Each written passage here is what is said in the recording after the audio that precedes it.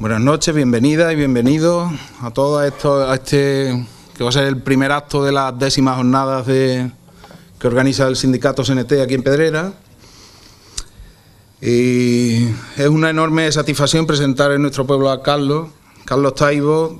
Todos sabréis seguramente de quién se trata, pero para los que nos puedan ver después, decir que es escritor, editor y profesor titular de Ciencia Política y de la Administración en la Universidad Autónoma de Madrid. Pensador libertario, prolífico conferenciante, habitual de mesas redondas y charlas donde suele proponer una visión bastante pedagógica, diría yo, sobre el desorden mundial, la postura decrecentista, los movimientos antiglobalización, el 15M, etcétera. Son charlas que se pueden encontrar por ahí de Carlos. En principio, y aunque no es un tema cerrado, porque somos pocos y podremos decidir más o menos el devenir de la...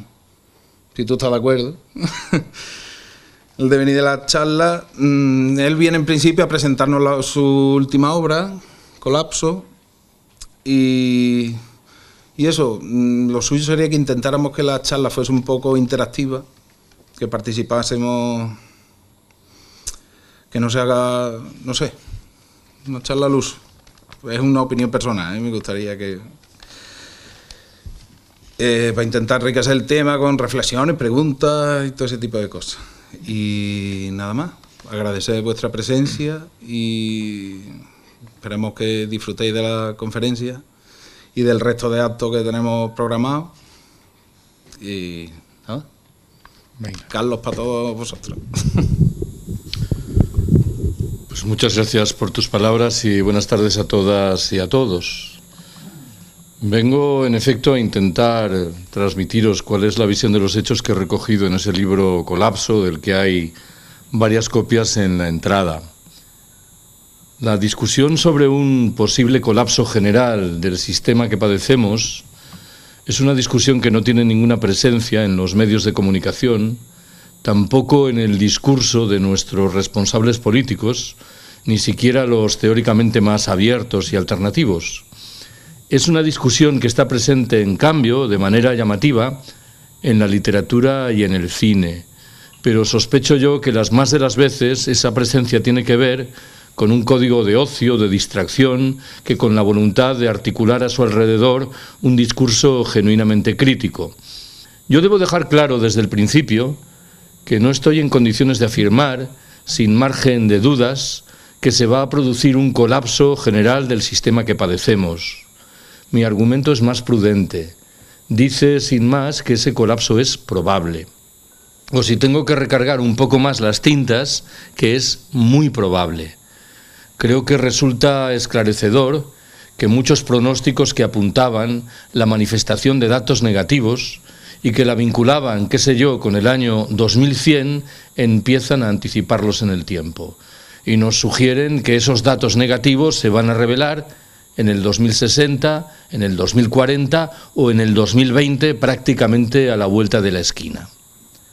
Me vais a permitir que recoja dos brevísimas historias que creo que tienen la virtud de situarnos en el escenario al que voy a intentar referirme. ¿Qué cuenta la primera de ellas? Imaginaos que estáis en un puerto y tenéis que viajar a una isla cogiendo, claro, un barco, y que alguien os explicase que ese barco, en el viaje en cuestión, corre un 7% de posibilidades de naufragar. Parece que ninguna de las personas que estamos aquí subiríamos en ese barco a menos que tuviésemos una necesidad inexorable de llegar rapidísimamente a la isla. Yo parto de la firme convicción de que el riesgo de un colapso general del sistema está muy por encima del 7%. Y sin embargo, todos los días seguimos montando en el barco correspondiente. ¿Qué cuenta la segunda historia? Imaginaos de nuevo que mañana un centro de investigación de máximo prestigio afirmase sin margen para la duda que en el año 2072 un gigantesco meteorito va a chocar con el planeta Tierra. Parecería servida la conclusión de que pasado mañana el sistema de Naciones Unidas, Los gobiernos de los diferentes estados, las Fuerzas Armadas, las universidades, los centros de investigación pondrían manos a la tarea de estudiar qué es lo que podemos hacer para evitar ese impacto del meteorito o al menos para mitigar sus consecuencias más negativas. Me interesa subrayar que hay dos diferencias fundamentales entre este relato que acabo de transmitiros y lo que intentaré contar a continuación. La primera, a la luz de lo que ya he dicho, es obvia. Yo no estoy en condiciones de proponer una fecha para el colapso. No puedo decir, el colapso se va a producir el 30 de enero del año 2047. Me interesa más subrayar el vigor de la segunda diferencia. El colapso al que yo me voy a referir es el producto de la acción de la especie humana a través de un sistema preciso llamado capitalismo. Frente al colapso vinculado con el meteorito que remite, vamos a decirlo así, a una catástrofe natural. Primera observación que quiero haceros. ¿Qué es el colapso?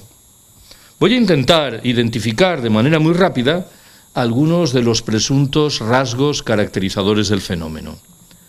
Un golpe muy fuerte que trastoca muchas relaciones, la irreversibilidad del proceso consiguiente, profundas alteraciones en la satisfacción de las necesidades básicas, reducciones significativas en el tamaño de la población, una general pérdida de complejidad en todos los ámbitos, una creciente fragmentación y un retroceso de los flujos centralizadores, la desaparición de las instituciones previamente existentes y, en fin, la quiebra de las ideologías legitimadoras y de muchos de los mecanismos de comunicación del orden antecesor. Voy a intentar aislar 4 elementos principales presentes en esta larguísima definición. ¿Cuál es el primero de ellos? El carácter irreversible del colapso, que es lo que al fin y al cabo lo distingue de una mera crisis. Cuando hablamos de una crisis parece que damos por descontado que es posible regresar al escenario anterior a la crisis. Cuando nos referimos al colapso, esta posibilidad, en cambio, no se hace valer. Segundo elemento importante, asume la forma de una pregunta.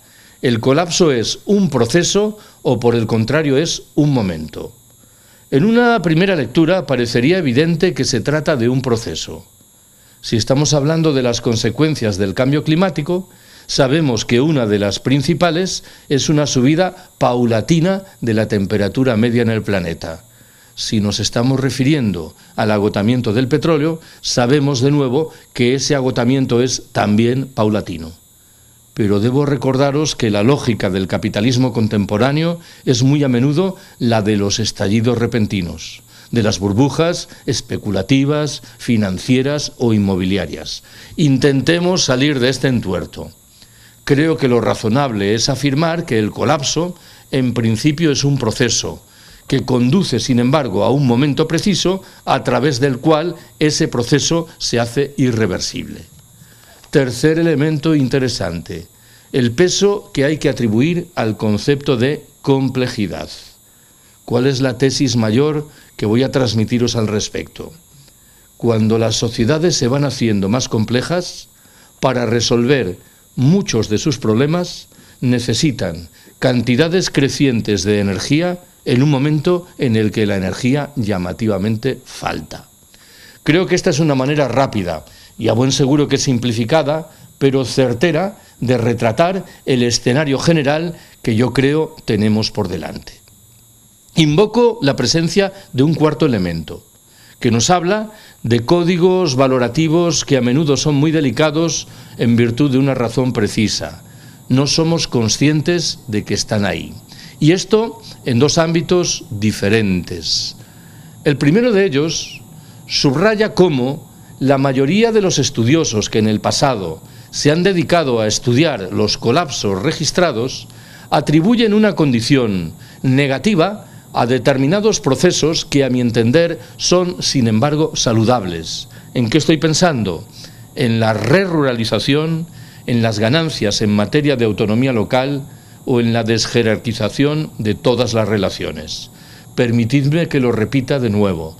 Estos 3 procesos, que desde mi punto de vista tienen una condición positiva, comúnmente son retratados de manera negativa por los analistas del sistema. ¿Cuál es la segunda dimensión que recoge la presencia de códigos valorativos delicados? Por momentos tengo la impresión de que nosotros entendemos lo que significa la palabra colapso porque damos por descontado que todavía no estamos en el colapso.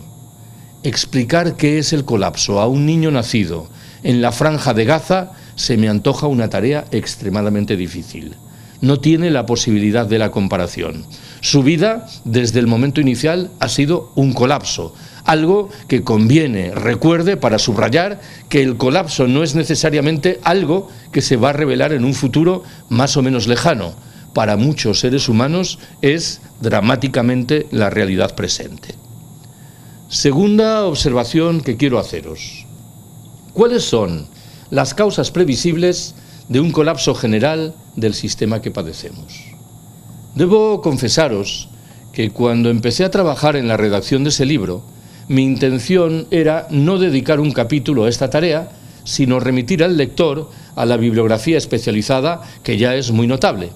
Pero luego caí en la cuenta de que no parecía una opción muy inteligente. Claro, si yo, por un lado, procuraba escarbar en el concepto de colapso, y más adelante estudiaba las previsibles consecuencias de este último y de por medio no colocaba una explicación relativa a por qué se va a producir, el argumento iba a quedar un tanto cojo. En este caso, voy a intentar responder de la mano de una explicación que es controvertida, pero que creo tiene la virtud de la pedagogía. Nos dice que hay dos causas fundamentales de un previsible colapso del sistema, acompañadas de otras, aparentemente secundarias, pero que llegado el caso podrían oficiar como multiplicadores de las tensiones. ¿Cuáles son esas dos causas principales? La primera es el cambio climático y la segunda, el agotamiento de todas las materias primas energéticas que hoy empleamos. ¿Qué es lo que me interesa recordaros en relación con el cambio climático? Hay un consenso abrumador en el seno de la comunidad científica internacional en lo que respecta a la idea de que es inevitable que la temperatura media del planeta suba al menos 2 grados en comparación con los niveles propios de la era preindustrial. Cuando alcancemos ese momento, nadie sabe lo que viene después, pero nada saludable. Yo mismo, en el pasado, he utilizado en relación con el cambio climático un argumento que hoy me parece desprovisto de fundamento. En alguna ocasión he dicho, si mañana los gobiernos de los 200 estados existentes en el planeta se pusiesen de acuerdo y redujesen rápidamente a la nada las emisiones de CO2, podríamos esquivar el cambio climático y probablemente el propio colapso. ¿Cuál es el problema de esta tesis? El problema radica en el hecho de que parte de la presunción de que el cambio climático es una consecuencia de lo que hemos hecho en los 20 o 30 últimos años, cuando con toda evidencia es el efecto de lo que hemos hecho en los 2 últimos siglos, la era industrial, y probablemente en los 4 últimos milenios, de la mano de un proceso paulatino de modificación de nuestra relación con el hábitat natural. Lo digo de otra manera, aunque mañana redujésemos a la nada, rápidamente, las emisiones de CO2, los efectos de lo que hicimos en el pasado acabarían por llegar igual. ¿Sabéis cuáles son algunas de las consecuencias principales del cambio climático? Un incremento general de las temperaturas, la subida del nivel del mar, el progresivo deshielo de los polos, la desaparición de muchas especies, la deforestación, la desertización, la manifestación, en fin, de problemas sin cuento en lo que se refiere al despliegue de la agricultura y de la ganadería. Probablemente sabéis también que hay algunos países, es el caso de Canadá o de Rusia, en los cuales grupos de presión importantes sostienen que el cambio climático está llamado a tener consecuencias saludables en virtud, ante todo, de un incremento de la superficie agrícola útil. Creo que es un argumento perfectamente desdeñable. El cambio climático es un proceso tan rápido que va a provocar alteraciones tan profundas en el hábitat que sus eventuales consecuencias saludables, intuyo, tendrán un carácter marginal. En lo que respecta al segundo gran factor, el agotamiento de las materias primas energéticas, debo llamaros la atención, antes que nada, sobre el sentido de una estimación, que sugiere que si no dispusiésemos del petróleo, del gas natural y del carbón, el 67% de los integrantes de la especie humana perecerían. Antonio Turiel, que es el máximo experto español en lo que se llama el pico del petróleo, afirma que el pico conjunto de los combustibles fósiles no renovables, del petróleo, del gas natural y del carbón, se va a producir el año próximo, en 2018. En lenguaje más llano, la producción inexorablemente empezará a reducirse y los precios, en paralelo, comenzarán a subir. En el caso de las materias primas energéticas, estoy dispuesto a aceptar que es posible imaginar combinaciones diferentes de las que hoy utilizamos. Pero debo llamaros la atención sobre el hecho de que no se está trabajando objetivamente en la introducción de esas combinaciones que por sí solas reclamarían de transformaciones radicales en la textura económica de nuestras sociedades, algo que me invita a concluir que también en este ámbito vamos a llegar manifiestamente tarde. Recordaréis que hace unos minutos he subrayado que junto a estos dos factores principales hay otros aparentemente secundarios, pero que llegado el caso podrían oficiar como elementos multiplicadores de las tensiones. ¿Cuáles son, en un rápido recorrido, esos factores, repito, aparentemente secundarios? Estoy pensando en la crisis demográfica, que castiga en singular a determinadas regiones del planeta, en una delicadísima situación social, materializada en el hecho de que la mitad de la población debe malvivir con menos de $2 diarios en un escenario en el que es de augurar una expansión del hambre y de las dificultades de acceso al agua en regiones enteras, en la expansión de las enfermedades en forma de epidemias y de pandemias de difusión fácil y rápida, de multiplicación de los cánceres y de las dolencias cardiovasculares, de reaparición de enfermedades como la tuberculosis o de extensión de la malaria, en un entorno cada vez más invivible para las mujeres, que anuncia la ratificación de muchas de las reglas del juego propias de la sociedad patriarcal. No olvidéis que el 70% de los pobres y el 78% de los analfabetos existentes en el planeta son mujeres. Las mujeres, por añadidura, realizan el 67% del trabajo, cuando reciben llamativamente el 10% de la renta. En el efecto multiplicador de la crisis financiera, en forma de caotización, de inestabilidad, de pérdida de confianza y de incertidumbre, en la proliferación de diferentes formas de violencia, entre las cuales a buen seguro se contará el despliegue de genuinas guerras de rapiña, en virtud de las cuales las grandes potencias del norte buscarán en el sur las materias primas que les faltan, o en fin, en la idolatría, volveré sobre esto, que merecen el crecimiento económico y las tecnologías. Tercera observación que quiero haceros. ¿Cuáles son los rasgos previsibles de la sociedad posterior al colapso? Bien podéis intuir que responder a esta pregunta no es tarea fácil. Reclama de dosis muy notables de especulación. No sabemos cuáles van a ser las causas precisas del colapso, si este va a ser fundamentalmente un proceso o un momento. Tampoco conocemos las respuestas que suscitará. Es lícito suponer que el colapso se manifestará conforme a reglas diferentes según unos u otros lugares.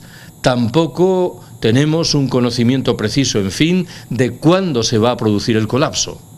Estoy con todo en la obligación de transmitir una idea en relación con esta última discusión. Quienes han trabajado seriamente sobre la materia afirman que el colapso no es para dentro de 100 o 150 años. Sugieren que el periodo crítico al que debemos prestar atención es el que separa los años 2020 y 2050. Aún con todas estas cautelas, ¿cuáles serían, repito, los rasgos fundamentales, vertebradores de la sociedad posterior al colapso? El primero, importantísimo, es una reducción significativa en la cantidad de energía a nuestra disposición, que presumiblemente dará al traste con la civilización del automóvil y acabará también con el comercio internacional tal y como hoy lo conocemos. Tened presente que, según una estimación, el 80% de los bienes que mueve el comercio internacional dependen de los containers, de los contenedores, y que lo más sencillo es que esta herramienta de transporte quiebre, en el marco de un proceso que algunos expertos describen como de genuina desglobalización. Un segundo fenómeno importante asumirá la forma de un golpe muy duro que padecerán aquellas instancias caracterizadas por la centralización y por el uso intenso de energía y de tecnología. En lenguaje más llano, los estados, las grandes empresas, las Fuerzas Armadas. Me interesa recalcar este factor. En la visión convencional de los hechos, en muchos ámbitos, tendemos a pensar que los fenómenos negativos solo golpean a los de abajo. Creo que en este caso, y volveré sobre el argumento, las estructuras tradicionales de poder, lo repito, se van a ver claramente golpeadas por el colapso. En el terreno económico, los efectos que se anuncian son varios y ninguno de ellos particularmente saludable. Reducción del crecimiento, cierre masivo de empresas, desempleo generalizado, quiebra de los estados del bienestar y subida de los precios de los productos básicos. En ausencia de crecimiento, lo más sencillo es que el sistema financiero quiebre y que se revelen problemas sin cuentos para el despliegue de la sanidad y de la educación, con víctimas en las de siempre, ancianos, mujeres y niños. El golpe, a buen seguro, será mucho más duro en las ciudades que en el medio rural, en el buen entendido de que no todas las ciudades lo llevarán igual.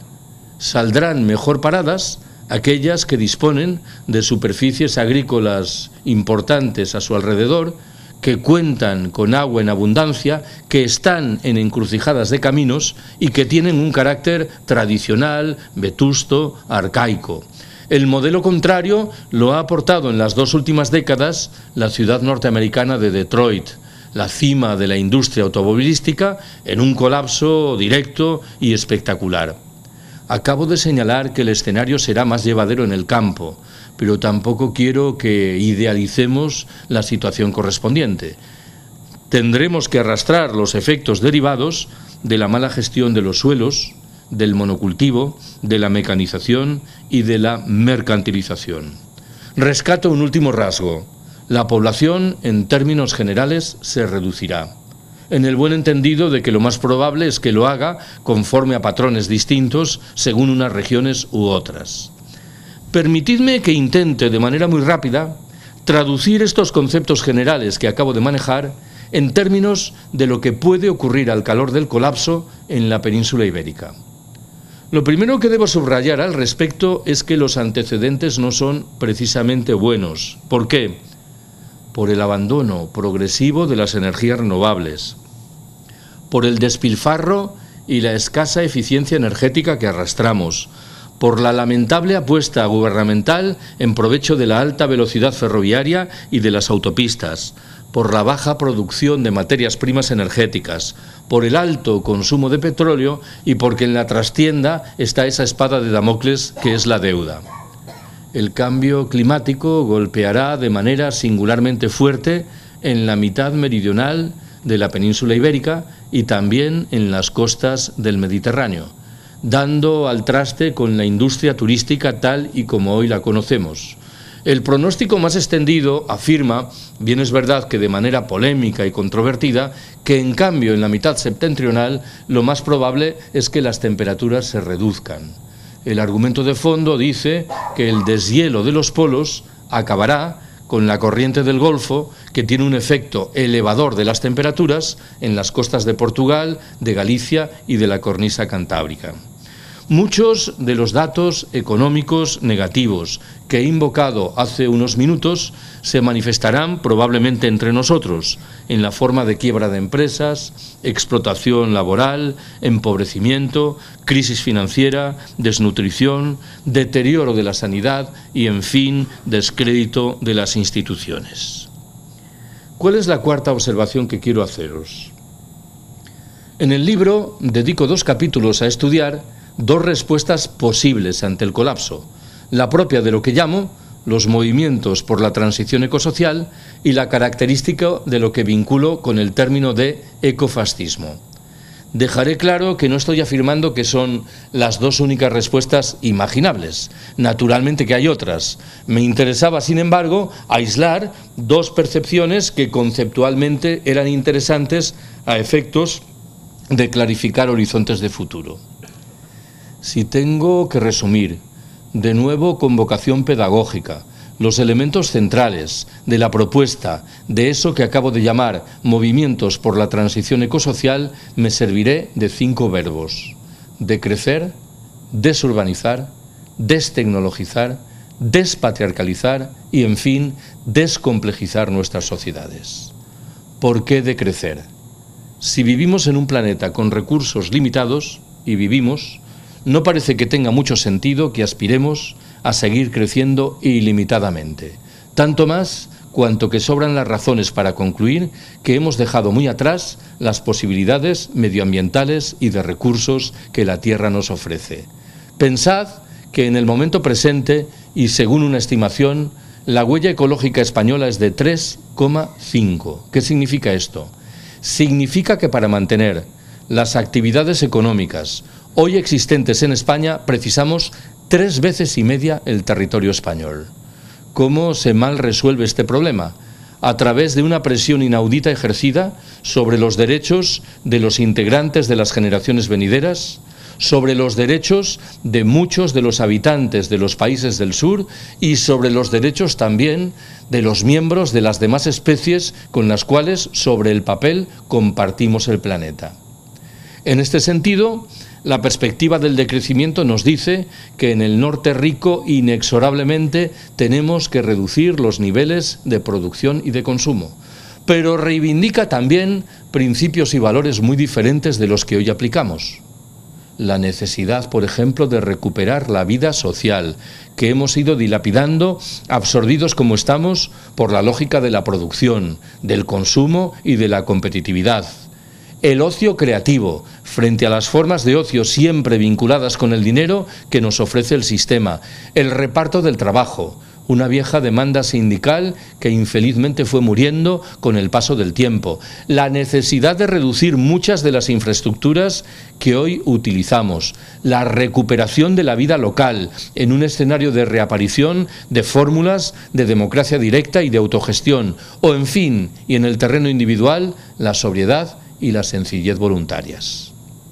Más fácil es explicar el significado del segundo verbo que esgrimí, desurbanizar, o si quiero retratar las cosas desde el otro lado del espejo, reruralizar nuestras sociedades.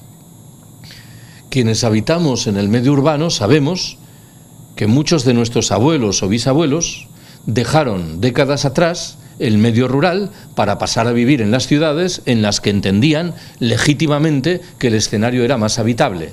Hoy asistimos incipientemente a un proceso de signo contrario. En cualquier caso, las personas que son moderadamente conscientes del riesgo de un colapso general del sistema saben que una de las pocas respuestas eficientes de las que disponemos al respecto es la que pasa por reconstruir muchos de los elementos de la vida rural que hemos ido abandonando y por recuperar muchos de los elementos de sabiduría popular de nuestros campesinos viejos.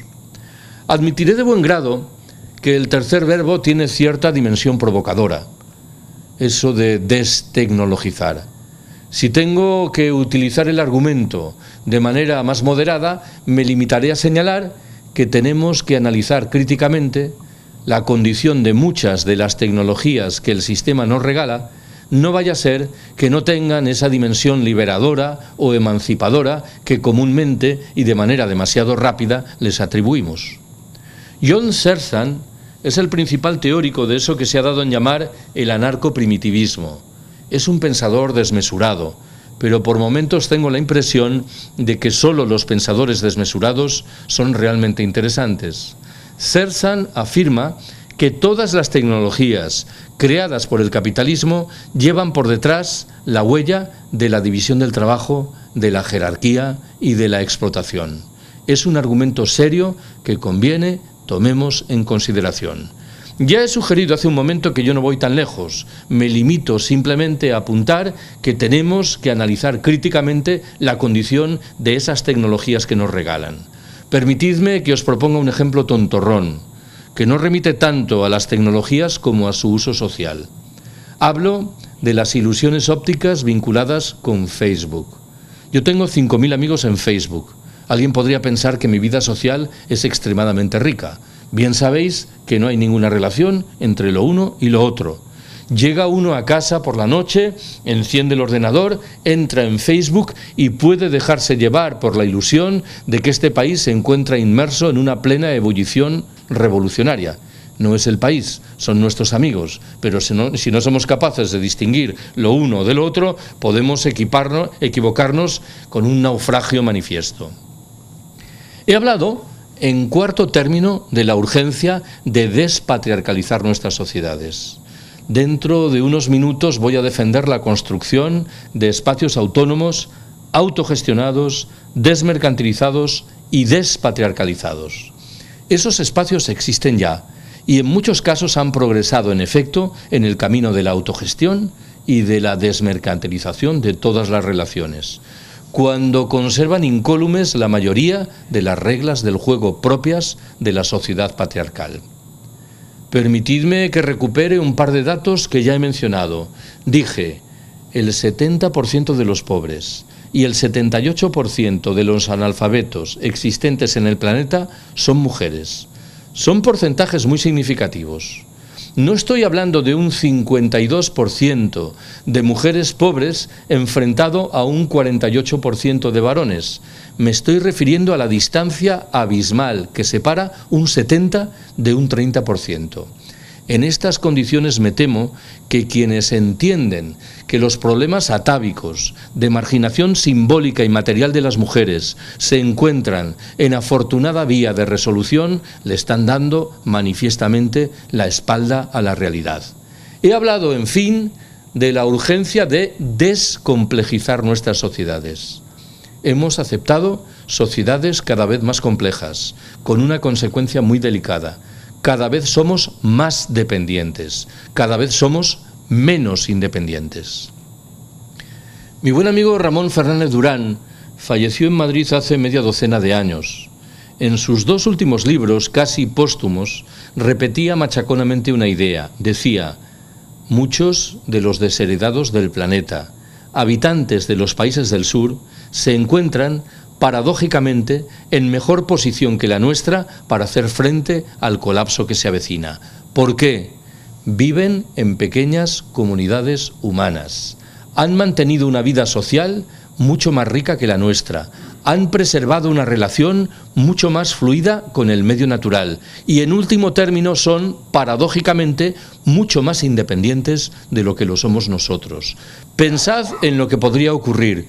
Y creo que no pido ningún ejercicio lujuriante de imaginación si en un país como este en el que estamos dejasen de llegar los suministros de petróleo. Todo esto se desmoronaría literalmente de la noche a la mañana, de tal manera que si queremos recuperar independencia, inexorablemente tendremos que apostar por sociedades cada vez menos complejas. Quinta observación que quiero haceros. He anunciado hace unos minutos, lo recordaréis, que otro de los capítulos del libro se dedica a estudiar eso que algunos autores llaman ecofascismo. Ya sé que la palabra es moderadamente sorprendente. ¿Por qué? Estamos acostumbrados a concluir que el prefijo eco acompaña siempre a realidades saludables. Bueno, en este caso me veo en la obligación de recordaros que en el Partido Alemán Nacional Socialista, el partido de Hitler, operó un activo grupo de presión de carácter ecologista que defendía la vuelta al medio rural, que criticaba las consecuencias negativas de la urbanización y de la industrialización, que postulaba en su caso el despliegue de prácticas vegetarianas, todo ello, claro, al servicio de una raza elegida que estaba en condiciones de imponer reglas del juego de obligado cumplimiento en provecho de sus intereses. En numerosas ocasiones en los últimos años he recomendado la lectura de un libro de un periodista alemán llamado Karl Ameri.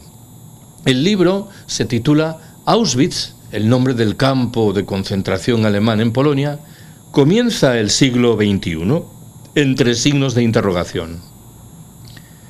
La tesis principal que maneja Ameri en esa obra señala que estaríamos muy equivocados si concluyésemos que las políticas que defendieron los nazis alemanes 80 años atrás remiten a un momento histórico singularísimo, coyuntural y por ello afortunadamente irrepetible. Ameri nos invita antes bien a estudiar en detalle esas políticas. ¿Por qué? Porque bien pueden reaparecer en los años venideros, no defendidas ahora por ultramarginales grupos neonazis, sino postuladas por algunos de los principales centros de poder político y económico, cada vez más conscientes de la escasez general que se avecina y cada vez más firmemente decididos a preservar esos recursos escasos en unas pocas manos en virtud de un proyecto de darwinismo social militarizado, de ecofascismo. Bien podéis intuir que en el meollo de la propuesta ecofascista hay, ante todo, una discusión demográfica. Está la idea de que en el planeta sobra gente, de tal manera que se trataría de marginar a quienes sobran. Esto ya lo hacen, es la versión más suave del proyecto, y en la versión más dura se trataría literalmente de exterminarlos. Vuelvo sobre algo que ya dije antes. Cuando he ido presentando este libro por ahí adelante, en varias ocasiones en los debates posteriores me he topado con una pregunta que mal que bien venía a decir: bueno, Carlos, en tu interpretación de los hechos, para describir lo que va a ocurrir después del colapso, ¿nos sirve la metáfora de una tercera guerra mundial? Yo siempre respondía que no. ¿Por qué?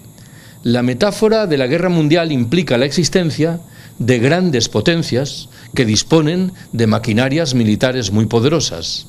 Creo que no es esto lo que va a suceder. Retomo lo que dije antes. Las instancias de poder tradicional, los estados, las fuerzas armadas, las grandes empresas van a experimentar un golpe muy duro de resultas de su carácter centralizado y de la dependencia abusiva que arrastran con respecto a la energía y a la tecnología. Algo que en cierto sentido reequilibra el escenario. Lo digo de otra manera, lo que tengo en mente para la etapa posterior al colapso es más bien el horizonte de una reaparición de relaciones neofeudales, con los viejos señores feudales enfrentados a quienes antes eran sus siervos y vasallos, de la mano de realidades que probablemente serán muy distintas en unos escenarios y en otros, pero en cualquier caso, el debilitamiento de las estructuras tradicionales de poder, repito, reequilibrará el escenario. Sexta observación que quiero haceros. El libro incluye también un breve capítulo relativo a lo que llamaré las percepciones populares sobre el colapso. Una encuesta realizada no hace mucho en Estados Unidos dividía a los norteamericanos en 6 grupos en virtud de su relación con el colapso: los alarmados, los preocupados, los cautelosos, los desentendidos, los dubitativos y, en suma, los displicentes. Intentaré poner un poco de orden en estas categorías de la mano de la identificación de media docena de actitudes o de conductas en relación con el colapso. La primera invoca el concepto de ignorancia. No nos engañemos, hay mucha gente que no sabe lo que es el cambio climático, o que ignora que el petróleo se está agotando. En este orden de cosas, la tarea negacionista de los problemas acometida por las grandes empresas, a buen seguro que ha producido muchos de los efectos deseados. La segunda posición asume la forma de un optimismo sin freno, de una fe ciega en que aquello que deseamos se hará realidad, de que bastará con introducir cambios que serán lentos, predecibles y manejables, de que aún tenemos tiempo, o en fin, aunque esto es más difícil de sostener, de que hay que tener confianza en nuestros gobernantes. La tercera de las conductas, la tercera de las actitudes, frisa con la anterior. Asume en este caso el perfil de una fe ciega en que aparecerán tecnologías que nos permitirán resolver problemas que hoy se nos antojan inabordables. Creo que es una actitud muy poco prudente. Y si no aparecen esas tecnologías, ¿qué haremos? Y si llegan tarde, ¿para qué nos servirán? Y si lejos de resolver los problemas los acrecientan, ¿cómo reaccionaremos ante semejante escenario? Una cuarta posición es el carpe diem, que fue la conducta que, según la leyenda, asumieron algunos de los pasajeros del Titanic, probablemente los más pobres, que, conscientes de que el barco inexorablemente se hundía, decidieron seguir bebiendo champán y bailando un vals. En esencia, el carpe diem sugiere que solo debe preocuparnos lo más inmediato en el tiempo y en el espacio. La quinta de las posiciones coloca en el centro de la discusión el concepto de culpa, en el buen entendido de que lo hace de dos maneras diferentes. La primera es un poco escatológica, dice: la especie humana ha pecado y el colapso no será sino el castigo del que nos hemos hecho merecedores. La segunda de las perspectivas es moderadamente egoísta, dice: yo no tengo ningún papel en la gestación del colapso, tampoco estoy obligado a luchar con sus consecuencias, que encaren esas consecuencias quienes generaron el colapso, las grandes empresas, los estados, las fuerzas armadas.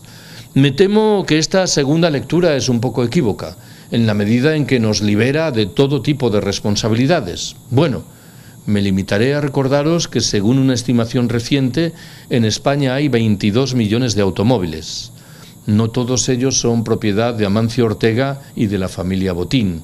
Alguna responsabilidad nos toca también a los demás. El sexto y último criterio sugiere que hay una relación estrecha entre nuestra previsible actitud ante el colapso y nuestra previsible actitud ante la muerte. Todos sabemos que nos vamos a morir, pero la muerte comúnmente no ejerce un poder absorbente sobre nuestras vidas, hasta que, claro, la sentimos cerca en nosotros mismos o en seres a los que queremos. Entonces se convierte muy a menudo en un poder absorbente que nos impida vivir de manera razonable. Hay un análisis clásico sobre el duelo provocado por la muerte de un ser querido, el de Elisabeth Kubler-Ross, que identifica 5 etapas que muy probablemente nos sirven para identificar también nuestra relación previsible ante el colapso. ¿Cuáles son esas 5 etapas? La negación, la angustia, la adaptación, la depresión y, al final, la aceptación. Me interesa extraer 2 rápidas conclusiones de esto que acabo de contaros. La primera subraya que la mayoría de los habitantes de los países ricos del norte no somos particularmente propensos a asumir reducciones en nuestro nivel de vida y, en su caso, a asumir retrocesos en nuestro estatus social. La segunda subraya que no somos particularmente solidarios con los habitantes de los países del sur, con los integrantes de las generaciones venideras y con los miembros de las demás especies con las que supuestamente compartimos el planeta. Séptima y penúltima observación que quiero haceros. Muchas veces he recordado, en los últimos años, que hace un tiempo se publicó en Francia un libro en cuyo propio título el autor subrayaba lo que entendía que eran semejanzas muy notables entre la crisis del año 1929 y la del momento presente. Doy por descontado que cuando este ensayista francés asumía esa comparación, en modo alguno deseaba transmitirnos un mensaje tranquilizador. No olvidéis que la crisis de 1929 estuvo en el origen del asentamiento de los fascismos en la Europa de la década siguiente. Estuvo en el origen, si así lo queremos, de la propia Segunda Guerra Mundial. Yo tengo, sin embargo, la impresión de que el diagnóstico, la comparación, queda un poco coja. ¿Por qué? Nos hemos acostumbrado a utilizar la palabra crisis en singular para identificar la manifestación financiera del fenómeno. Y olvidamos con demasiada frecuencia que en la trastienda hay otras crisis, ahora en plural. ¿En qué estoy pensando? En el cambio climático, que es una realidad que ya está ahí y que no tiene ninguna consecuencia saludable. En el agotamiento progresivo de todas las materias primas energéticas que empleamos. En la crisis demográfica que castiga en singular a determinadas regiones del planeta, en el mantenimiento de la situación de postración que siguen padeciendo tantas mujeres, o en fin, y por dejarlo ahí, en la prosecución del expolio de la riqueza de los países pobres. Si cada una de estas 5 crisis, por separado, es suficientemente inquietante, la combinación de todas ellas, a mi entender, resulta literalmente explosiva. ¿Cuál es el escenario de fondo, desde mi punto de vista, de este debate? El capitalismo es un sistema que históricamente ha demostrado una formidable capacidad de adaptación a los retos más diferentes. La gran pregunta hoy es la relativa a si no estará perdiendo rápida y dramáticamente los mecanismos de freno que en el pasado le permitieron salvar la cara. Si llevado de un impulso, al parecer incontenible, encaminado a acumular espectaculares beneficios en un periodo de tiempo muy breve, no estará cavando su propia tumba, con el agravante claro de que dentro de la tumba estamos nosotros y puede desmoronarse sobre nuestras cabezas. Lo digo de una manera más. Uno puede y debe criticar agriamente al capitalismo por entender que ha sido de siempre un sistema injusto, explotador y excluyente. Pero reconozcamos que al mismo tiempo ha sido un sistema razonablemente eficiente. ¿En qué sentido? En el sentido de que ha permitido garantizar que la mayoría de los empresarios obtuviesen los beneficios que deseaban alcanzar. Hoy ni siquiera esto es evidente. Estos neoliberales, o muchos de ellos, que durante 3 décadas han rechazado orgullosamente todo tipo de intervención de los poderes públicos en la economía, ¿qué es lo primero que han hecho cuando las cosas han venido mal dadas? Utilizar el teléfono para pedir las ayudas preceptivas de ministerios, conserjerías o ayuntamientos. ¿Qué mejor indicador de pérdida de eficiencia básica? La propia imprevisión con la que el capitalismo obsequia la crisis ecológica creo que nos emplaza delante de la conclusión de que el sistema se adentra a marchas forzadas en una etapa de corrosión terminal que nos acerca al colapso. En los círculos en los que yo me muevo, lo del colapso suscita 2 respuestas diferentes. La primera es crudamente realista y dice: no nos queda más remedio que aguardar a que llegue el momento del colapso. ¿Por qué? Porque será la única fórmula que permita que la mayoría de nuestros conciudadanos se percate de sus obligaciones.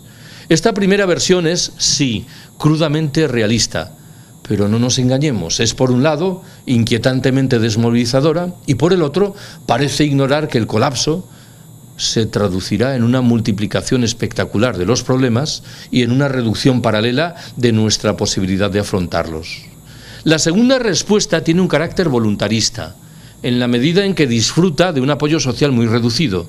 Nos dice que tenemos que salir con urgencia del capitalismo y que lo que al respecto está hoy a nuestro alcance pasa por abrir espacios autónomos, autogestionados, desmercantilizados y despatriarcalizados. Ya sugerí antes que esos espacios ya existen.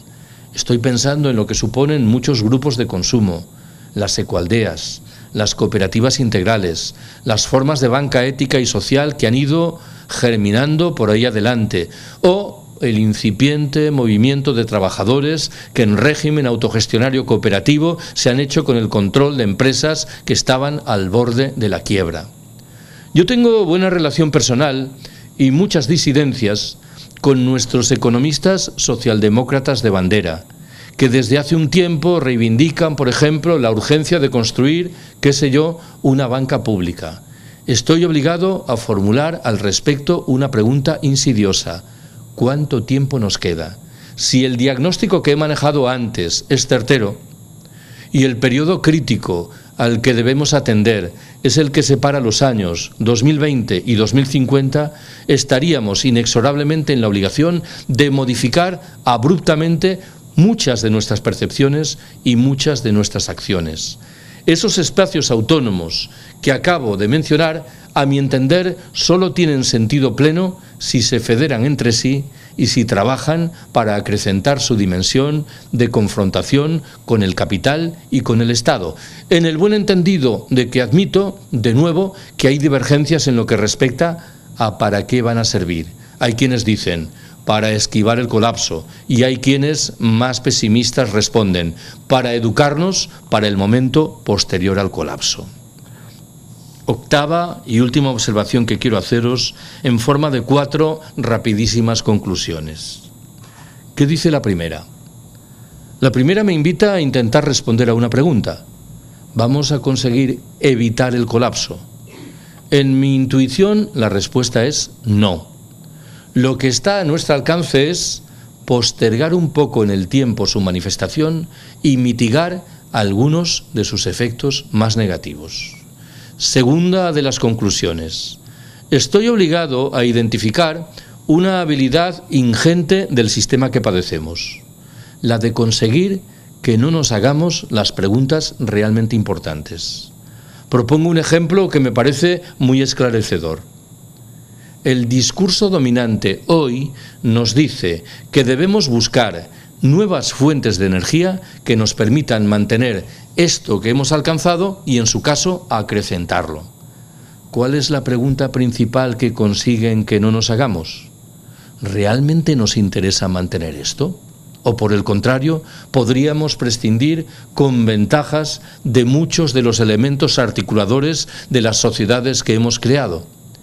Imaginaos que mañana el presidente ruso, el señor Putin, afirmase que su país ha descubierto, en las aguas del Océano Glacial Ártico, una gigantesca bolsa de hidrocarburos llamada a permitir que el consumo planetario de energía se mantenga conforme a los niveles actuales durante 10 años más. ¿Alguien piensa en serio que aprovecharíamos esos 10 años para repensar críticamente la condición de nuestras sociedades? Doy por descontado que dentro de una década tendríamos que plantear mal que bien las mismas interrogantes que estoy intentando transmitiros. Tercera de mis conclusiones. Debo confesaros mi plena desconfianza en lo que respecta a la posibilidad de que la respuesta ante estos problemas llegue de las instituciones. ¿Por qué?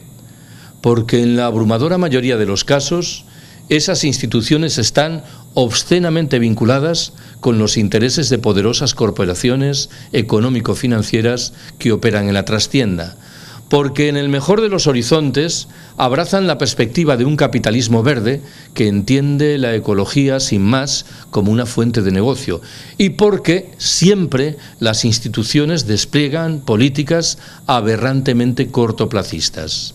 Debo extender esta consideración a las fuerzas políticas emergentes y no tan emergentes entre nosotros, que a mi entender plantean discusiones interesantes y legítimas en lo que hace a la condición del régimen que padecemos, pero infelizmente poco o nada nos dicen sobre la condición del sistema que está por detrás de ese régimen. ¿En qué estoy pensando cuando hablo del régimen? En el bipartidismo, en la corrupción, en la propia discusión sobre la república y la monarquía. ¿En qué estoy pensando, en cambio, cuando me refiero al sistema? En todo aquello de lo que no hablan los tertulianos de las radios y de las televisiones, ni siquiera los teóricamente más abiertos y conscientes, en el capitalismo, en el trabajo asalariado, en la mercancía, en la explotación, en la alienación, en la sociedad patriarcal, en las guerras imperiales, en la crisis ecológica, en el propio colapso. Cuarta y última de mis conclusiones. Cuando me lancé a la tarea de escribir el capítulo relativo a los movimientos por la transición ecosocial, rápidamente me percaté de que la abrumadora mayoría de los expertos que habían trabajado con anterioridad en esa materia bebían, consciente o inconscientemente, de una vena libertaria.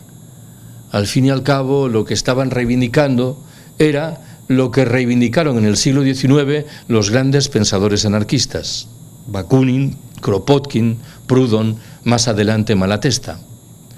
Me vais a permitir que termine con una anécdota personal que normalmente cuento al principio cuando tengo que acometer la tarea de explicar por qué, desde mi punto de vista, las ideas y las prácticas libertarias son más interesantes que nunca.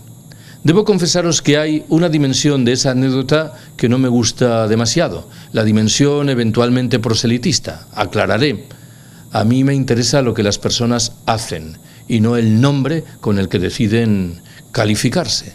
De tal manera que el hecho de que alguien me diga que es anarquista en sí mismo me deja frío. Hay personas que no se declaran anarquistas y que me parecen extremadamente interesantes e inteligentes, y hay anarquistas por los que no siento mucha simpatía. Bueno, la anécdota cuenta que hace bastantes años, un buen día, me encontraba en compañía de dos colegas profesores de ciencia política que en un momento determinado empezaron a discutir sobre el programa de una asignatura llamada Ideologías Políticas Contemporáneas.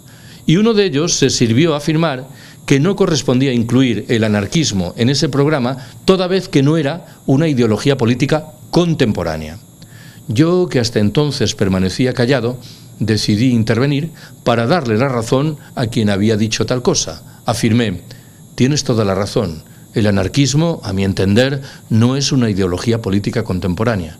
Es antes bien una ideología política del futuro, o al menos lo es a los ojos de quienes pensamos que el capitalismo se adentra a marchas forzadas en una etapa de corrosión terminal que nos acerca al colapso y que nos invita seriamente a recuperar viejos conceptos como los que hablan de autoorganización de las sociedades desde abajo, desde la autogestión, desde la democracia y la acción directa, desde el apoyo mutuo. Gracias por haberme escuchado.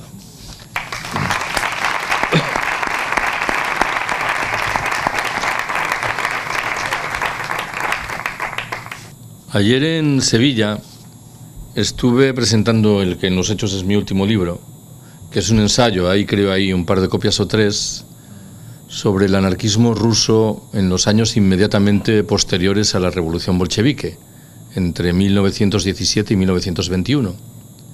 Y cuando escribí ese libro me percaté de que una queja casi universal entre los anarquistas rusos era la que apuntaba a la ausencia de una organización paraguas, pantalla, que permitiese aupar iniciativas de corte muy diverso.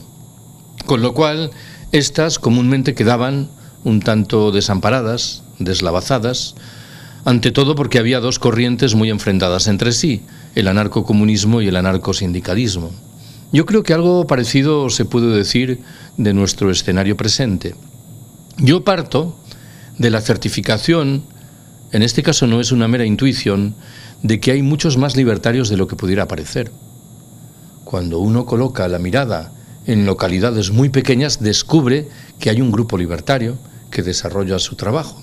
Y sin embargo, me parece que no nos luce de manera suficiente.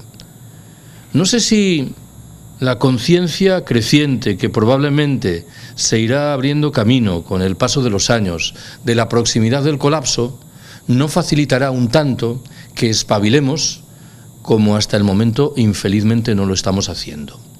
Debo dejar claro, de todas maneras, que a mi entender no solo debemos centrar la atención en los grupos, en los sindicatos, en los grupos de afinidad, en los ateneos de carácter identitariamente anarquista o libertario, que tenemos que prestar atención a esas gentes a las que en el fondo me refería al final de mi charla, que no necesariamente son o se declaran anarquistas, pero que sin embargo en su práctica cotidiana están en la perspectiva de la autogestión y de la democracia y de la acción directas, porque creo que eso nos daría una vitalidad adicional que sería extremadamente interesante. En cualquier caso, me parece que incipientemente uno puede afirmar que cada vez hay más personas conscientes de los riesgos que estamos asumiendo y de la dramática ineficacia de respuestas oficiales que, lejos de alejarnos del horizonte del colapso, más bien nos van acercando. Con lo cual, aunque el escenario general no es bueno, yo sospecho que el movimiento libertario acabará por recuperar buena parte del impulso que infelizmente y hoy por hoy le falta. Ya intuyes que es pregunta difícil de responder. A ver, yo la reformulo así.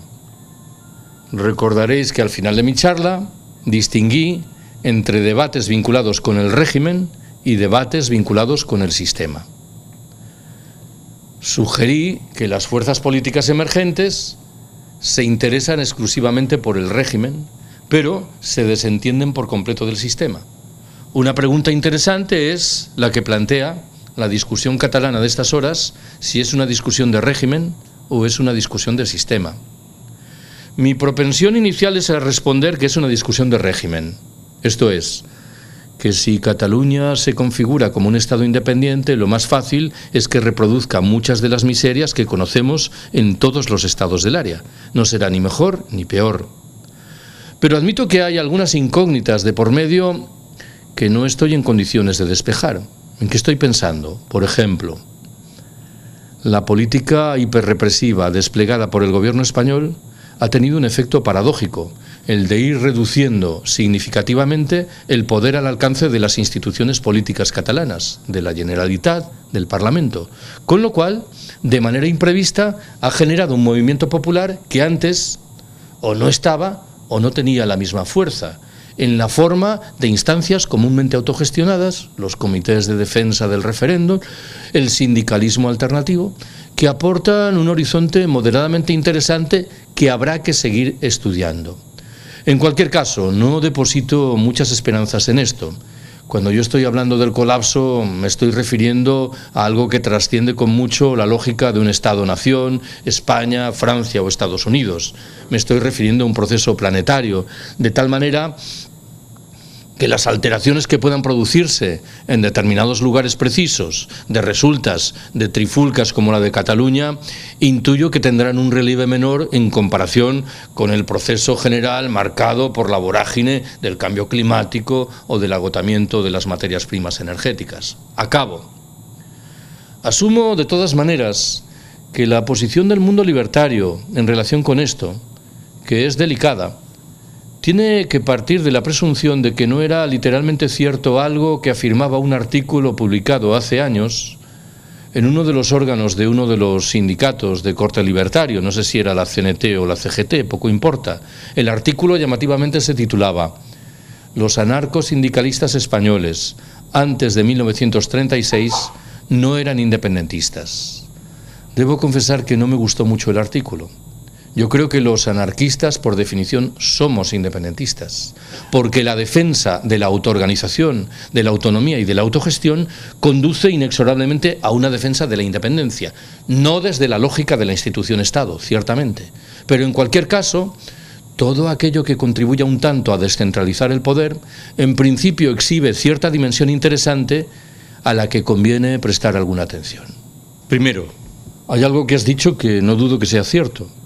Las grandes empresas del sector de la energía manipulan los datos en provecho de sus intereses. Unas veces los manipulan en el sentido de sugerir que el petróleo se está agotando de manera muy rápida y otras veces con la vocación contraria, de que el proceso va a ser mucho más lento. Me temo que en este caso disponemos, sin embargo, de un termómetro interesante y son las tarifas de seguros que pagan esas empresas y que parecen invitar a la conclusión de que son plenamente conscientes de que el negocio se va acabando. Podemos discutir, eso sí, si se va a acabar en 3 años o en 25, pero me temo que la realidad de fondo es difícilmente negable. En el caso español, yo me limito a sugerirte que leas la página de Antonio Turiel, a quien antes mencioné. Creo que se llama Oil Crash, el crash del petróleo, y reúne una información muy seria en lo que respecta a la deriva no solo del petróleo, también de las demás materias primas energéticas. En cualquier caso, yo no niego la mayor que tú has formulado.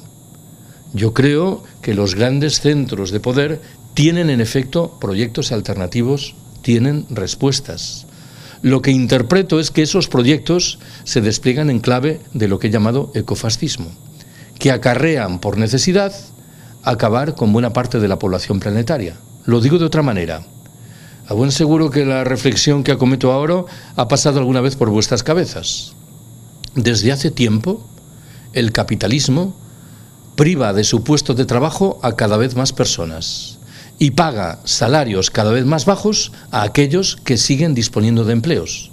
Parece que la pregunta está servida. ¿Quién va a adquirir los bienes generados por ese capitalismo?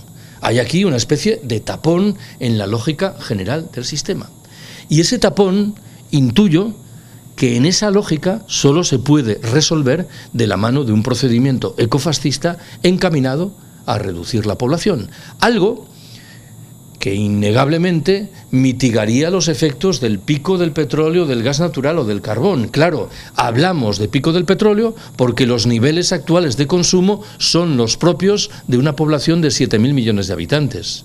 Pero si dentro de 3 décadas la población pasa a ser de 2.000 millones, el propio concepto del pico del petróleo se desvanece. La oferta hoy existente daría perfectamente para mantener eso.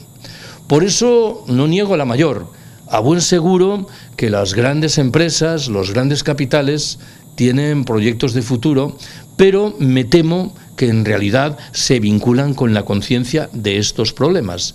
En el buen entendido, en fin, de que hablando en propiedad, ya os habréis percatado, el ecofascismo no es una respuesta ante el colapso, es una forma de colapso. Claro, si estamos diciendo que el proyecto apunta a reducir en un 60% la población planetaria, llamar a eso colapso me parece que es una respuesta razonable. Claro que remite a un colapso de corte diferente de aquel que yo he invocado, que mal que bien y resumiendo mucho el argumento se vincula con la crisis ecológica. El colapso ecofascista remite más bien a prácticas bien conocidas como las que he vinculado antes con las políticas de los nazis alemanes. Estoy de acuerdo. A ver, me permito hacer 2 observaciones colaterales. Una, de vez en cuando me asalta la idea de que utilizamos una misma palabra, capitalismo, para describir realidades que a menudo son diferentes. Lo digo de otra manera. Creo que hay, en el fondo, 2 grandes tipos de capitalismo. El primero, que hoy es el dominante, es un capitalismo aberrantemente cortoplacista, que lo único que desea es acumular espectaculares beneficios en un periodo de tiempo muy breve y que no tiene ningún proyecto de futuro, con lo cual, no sin paradoja, no es particularmente criminal. El segundo capitalismo es un capitalismo incipiente que se está colocando y que tiene un proyecto de futuro de carácter criminal que yo describo de la mano del concepto de ecofascismo, aunque admito que podría haber otros elementos descriptores tan válidos como ese. Este capitalismo es inquietante porque está realizando una propuesta, lo repito, de marginación o de exterminio para el futuro. En realidad, lo de para el futuro es una afirmación moderadamente discutible. Alguien diría que ya hay señales contemporáneas estrictas de un proyecto ecofascista, que es lo que está defendiendo Donald Trump en los Estados Unidos. Bueno, pues eso. Segunda observación. Debo confesaros que mi libro exhibe una carencia importante. A ver, ¿cómo lo explico? Alguien podría decirme, bueno, Carlos, tú sostienes que el periodo crítico que debemos examinar para calibrar cuándo se va a producir el colapso es el que separa los años 2020 y 2050. Y has dicho que la metáfora de una tercera guerra mundial no nos sirve para describir lo que ocurrirá después del colapso. Pero si el colapso se produce en 2047, ¿qué va a ocurrir en los 30 años que nos separan de esa fecha? Para esos 30 años, con las estructuras tradicionales de poder pletóricas, ¿no sirve la metáfora de la Tercera Guerra Mundial? Bueno, es una buena pregunta. Y yo me temo que infelizmente sí sirve, o sí puede servir. Mi incógnita en relación con esto es si se articula un proyecto ecofascista, ¿quiénes participarán en su gestación? La respuesta más inmediata y más tópica dirá las potencias tradicionales del norte, los Estados Unidos, la Unión Europea, tal vez Japón. Pero hay quien sugiere que no hay por qué desdeñar en modo alguno la idea de que en la gestación de ese proyecto participarán también las élites de lo que hoy llamamos las economías emergentes, Rusia, China, Brasil, Sudáfrica, la India, con lo cual nos encontraríamos ante una especie de macroproyecto articulado sobre la base de las élites, de los grupos humanos dirigentes, tanto en el norte como en el sur. Mi libro, creo que por razones respetables, se interesa por el colapso vinculado con la crisis ecológica, pero ya anuncio que no le presta la atención debida a lo que puede ocurrir antes del colapso, en el buen entendido de que, claro, eso que puede ocurrir antes del colapso, a buen seguro que modificará las reglas del juego de esto último. Algo que nos obliga a seguir prestando atención a lo que ocurre en la vida cotidiana del planeta, sin dejar de prestársela al riesgo general de que se produzca ese colapso que tú intuyes en los términos que has enunciado, que son los mismos que manejo yo. Llevas razón, es un debate importante, lo he mencionado muy de pasada, en un momento determinado. El sábado pasado estuve presentando el libro en Lisboa, en Portugal, y en Portugal la situación empieza a ser angustiosa. No sé cuántos meses son ya sin llover, y prácticamente están a punto de decretar un estado de alarma. Y esto, bien lo sabes, no tiene pinta de ser una circunstancia rara de un año que por lo que sea no llueve. La acumulación de datos históricos invita a concluir que esto va a ir a peor.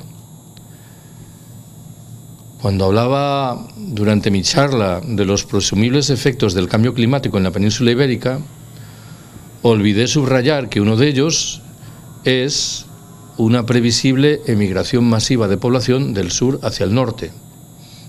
No solo hacia el norte de la península ibérica, sino también hacia el norte del continente europeo, huyendo del calor africano y huyendo también de la ausencia de agua que estás invocando, ¿no?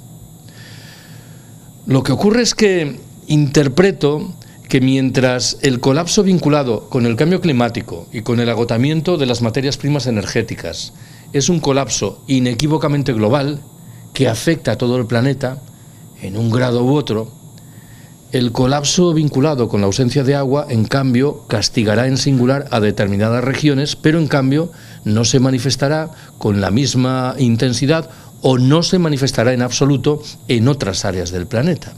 Con lo cual, el relieve del fenómeno es innegable, pero probablemente no alcanza a exhibir las dimensiones de los colapsos vinculados con el cambio climático y con el agotamiento de las materias primas energéticas.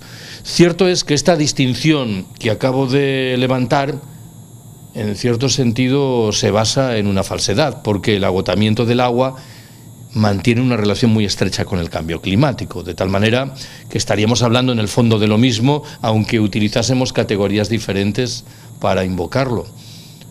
Yo tengo la impresión de que en la mitad meridional de la península ibérica las cosas se van a poner muy duras, y creo que esto, mal que bien, las personas moderadamente conscientes lo tienen ya dentro de la cabeza, que hay que empezar a buscar fórmulas alternativas que no van a ser sencillas de alcanzar, pero tienes toda la razón. Es uno de los grandes debates que invita, por ejemplo, a identificar una figura cada vez más masiva, los refugiados medioambientales, que huyen de escenarios marcados por temperaturas extremas hacia arriba y por la consiguiente ausencia de agua.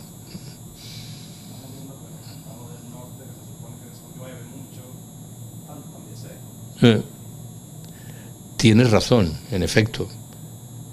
Y tal vez en determinadas circunstancias en el norte la circunstancia puede ser más delicada, porque en el norte no están preparados. Quiero decir que no existe el hábito histórico derivado de la necesidad de dar respuesta a sequías que en el sur son más o menos conocidas, más o menos repetitivas. Yo soy gallego. En Galicia, como bien dices, cada vez llueve menos. Es verdad, claro, que aún así el escenario sigue siendo bastante más cómodo que el que tenéis aquí, pero ciertamente la habilidad para encarar esos problemas es reducida, porque la práctica histórica es mucho menor, ¿no? Ciertamente, ¿no? A ver, la tesis que acabas de manejar es la tesis que defiende una ensayista canadiense muy conocida, Naomi Klein, en un libro titulado, si no me equivoco, La doctrina Shock. Naomi Klein no afirma necesariamente que todas esas catástrofes aparentemente naturales no lo sean. Se limita a certificar que el sistema mejora su posición por efecto de las consecuencias de las catástrofes. Dos de los casos que estudia, me vienen ahora a la memoria, son el del tsunami del sudeste asiático del año 2004, creo que fue, y el del huracán Katrina en Nueva Orleans en el año siguiente, me parece. Probablemente el tsunami fue un fenómeno natural, pero fue aprovechado de manera paradigmática en las costas de Ceilán para expulsar de sus hogares a un sinfín de ciudadanos humildes y aprovechar la tierra correspondiente para construir resorts en provecho de la industria turística internacional de los capitales tradicionales de siempre. Algo parecido ocurrió al calor del Katrina. La destrucción salvaje que provocó en Nueva Orleans fue aprovechada para vincularla con el negocio de grandes capitales que articularon un proyecto neoliberal extremo, ¿no? Yo no tengo ningún motivo para negar esto. Me parece que sobran las razones para ratificarlo. Pero, de todas maneras, no me gustaría dejar en el olvido que puede haber alguna consecuencia delicada del abuso de estas teorías. Tú has hablado de microcolapsos y me parece bien. Pero no vaya a ser que echemos mano, no es tu caso, pero a veces escucho argumentos de versiones tan hiperconspiratorias que sugieran que realmente aquí no llueve porque en virtud de la geoingeniería para mantener determinados procesos que interesan a los capitales privados se está alterando artificialmente el escenario natural. Yo creo firmemente que la lógica de fondo del capitalismo, la lógica bruta, conduce al cambio climático y al agotamiento de las materias primas energéticas, con lo cual no me cuesta ningún trabajo asumir la tesis de los microcolapsos, elementos que multiplican las tensiones, pero creo que no debemos olvidar cómo el sistema, en su mecánica frenética, brutal, estructural, es la causa fundamental de todo esto. A ver, quienes saben de estas cosas, no es mi caso, sugieren que desde hace años buena parte de las empresas tradicionales vinculadas con el petróleo han ido emigrando paulatinamente buscando otro tipo de negocios. Y uno de ellos es el que proporcionan las energías renovables al calor de lo que en algún momento de mi charla he descrito como el capitalismo verde. Un capitalismo que concibe la ecología como una fuente adicional de negocios. Lo que ocurre es que la perspectiva de beneficio que parecen aportar hasta hoy las energías renovables es limitada, como es limitada su capacidad para satisfacer la demanda energética desbocada de sociedades como las nuestras. A ver, lo digo de la mano de un ejemplo que he contado muchas veces. Hace unos años escuché un trecho de una entrevista que Iñaki Gabilondo realizaba a vuestro paisano Felipe González. Le preguntaba por esto que tenemos entre manos, el delicado panorama energético que se nos echa encima en virtud del agotamiento de todas las materias primas afectadas. Y González respondió que para hacer frente a estos problemas era menester desplegar tres grandes medidas. Una, energías limpias y renovables. Dos, diversificar los suministros de energía. Y tres, creo que cito literalmente, reabrir de manera mesurada el debate relativo a la energía nuclear de la que es firme partidario. Siempre digo que no me interesa tanto glosar lo que González dijo como llamar la atención sobre aquello que significativamente no dijo. ¿Y qué es lo que significativamente no dijo? Que en un escenario de escasez, la respuesta más inmediata ante los problemas pasa inexorablemente por reducir el consumo, por racionalizarlo. ¿Por qué González no dijo en primer lugar lo primero que tenía que decir? Bueno, no voy a descartar que tuviese una mala tarde, le puede pasar a cualquiera, pero creo que en su caso, bien lo podéis intuir, la respuesta iba por otro canal. González ha cobrado durante muchos años, y bien, de una poderosa empresa del sector eléctrico. Estaba defendiendo obscenamente los intereses de esa empresa. Para hacer frente al delicado panorama energético que se nos echa encima, tenemos que desplegar de manera simultánea dos grandes medidas. La primera es, ciertamente, la primera de las invocadas por González, energías limpias y renovables. Pero, repito, nunca al servicio de nuestro estilo de vida derrochador y despilfarrador, entre otras razones por una muy fácil de identificar: no dan para eso. Las posibilidades que ofrecen son limitadas. La segunda gran medida pasa inexorablemente por reducir, que podemos hacerlo, nuestros niveles de consumo energético, pero esto implica cuestionar activamente la lógica y los intereses del capital. Yo no sé lo que ocurrirá en este terreno. La migración de las empresas del sector de la energía, vinculadas con el petróleo, con el gas, hacia nuevas fuentes de negocio es muy lenta. Y esto invita a concluir que esas fuentes todavía no son suficientemente prósperas, o, en su defecto, que el agotamiento de las fuentes energéticas tradicionales no ha sido lo suficientemente evidente como para que con mucha claridad tengan que apostar por otro tipo de negocios. Pero si dejamos que las grandes corporaciones se hagan con eso, con el negocio de las renovables, estamos perdiendo una oportunidad. La estamos perdiendo, ciertamente, pero estamos perdiendo esta oportunidad en esto y en tantas otras cosas. Recuerda que hace 10 años uno de los elementos mitológicos que manejaba el gobierno de Rodríguez Zapatero era lo de que España era líder planetario en energías renovables. Bueno, de eso no ha quedado nada. No estoy elogiando, no me malinterpretéis, a Rodríguez Zapatero. Me estoy limitando a recordar que el gobierno que vino después acabó con el magma de las energías renovables. ¿Por qué? Bueno, basta con que recordéis la imagen de ese tétrico ministro que fue Soria, que era puro negocio empresarial duro en provecho de la industria del petróleo en su dimensión más tradicional y obscena. Claro, esto nos emplaza ante escenarios muy delicados. No olvidéis que desde hace un tiempo el gobierno español actúa enérgicamente contra las instalaciones energéticas que tienen un carácter autónomo y que se encaminan a proporcionar energía a nuestros hogares sin pasar por el caudal de las grandes empresas eléctricas o del gas. De la mano de una política que creo que, a tono con tu pregunta, debería suscitar indignación manifiesta. Pero sabes que ocurre lo mismo en otros terrenos. Esos espacios autónomos que he mencionado en un par de veces deberían tener uno de sus sustentos materiales principales en las tierras comunales a disposición de los ayuntamientos. Pero de nuevo las grandes empresas están intentando hacerse con el control de esas tierras para manejar su negocio. Por utilizar una metáfora más, esta probablemente más plástica. Sabéis que hace años empezaron a proliferar las iniciativas de lo que en inglés se llama crowdfunding, el micromecenazgo. La gente descubrió que era posible financiar, sin recurrir a los bancos, determinadas actividades de carácter social o alternativo.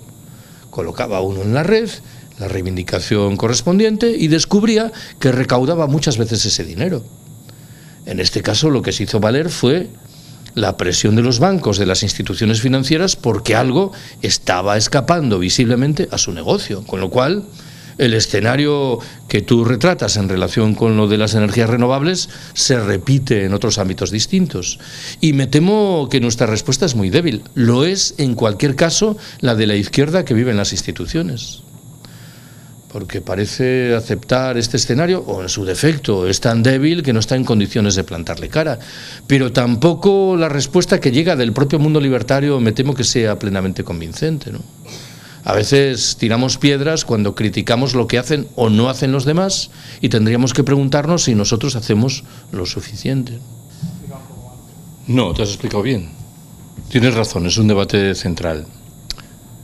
Cabría poner algo en duda la literalidad de las cifras, pero no creo que modificasen el diagnóstico principal, que en efecto sugiere que una de las razones principales en virtud de las cuales estamos modificando gravemente la relación con el hábitat y estamos provocando una reducción dramática de los recursos a nuestra disposición en todos los ámbitos, es la que has mencionado: la explotación de los animales y el consumo de la carne correspondiente.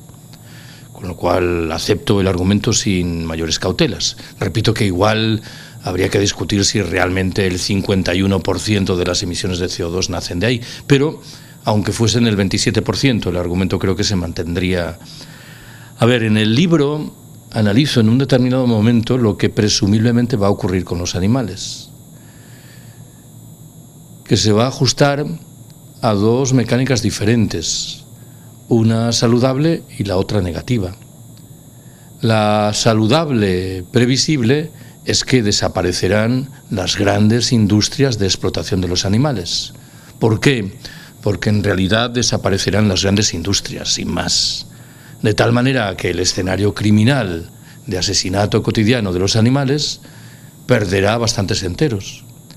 Pero al mismo tiempo, y esta será previsiblemente la contrapartida, el hecho de que falte la energía que hasta ahora permite mantener el carro de nuestra civilización obligará a recuperar muchos de los instrumentos de explotación de los animales que han sido característicos del funcionamiento de las sociedades humanas hasta bien entrado el siglo XX, con lo cual en este terreno los animales pasarán a llevarlo, no voy a decir peor, voy a limitarme a decir que pasarán a desempeñar una función de generación de energía que en el momento presente no forma parte de sus menesteres cotidianos.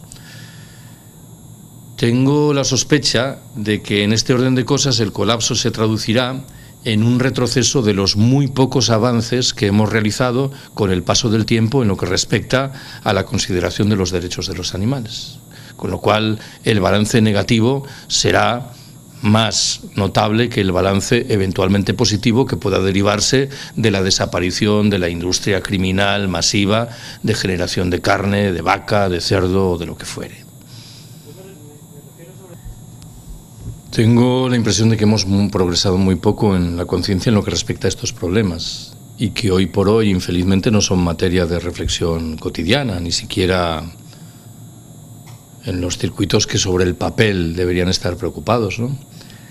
Claro que en este caso cabe augurar que la certificación de que el colapso se va acercando, de que nuestras respuestas son cada vez más ineficientes, probablemente permitirá reabrir este tipo de discusiones, aunque intuyo a tono general con el discurso que os he transmitido que vamos a llegar tarde, ¿no? Al margen de lo anterior, pues me imagino que tendría que haber un proceso de transición que implicaría una paulatina modificación de estas reglas del juego que invocas y que a duras penas cabe imaginar que sería, antes del colapso digo, un proceso rápido que nos invitaría, a tono con lo de las emisiones de CO2, a reducirlas rápidamente a la nada, porque ya dije antes que lo que viene del pasado acabaría por seguir ejerciendo sus efectos. Si no soy optimista en ningún terreno, tampoco lo soy en este que tú invocas. Pero en cualquier caso, me parece que la mención que has realizado es sugerente y que tengo que incluir una mención más expresa de estas materias en la consideración de lo del colapso.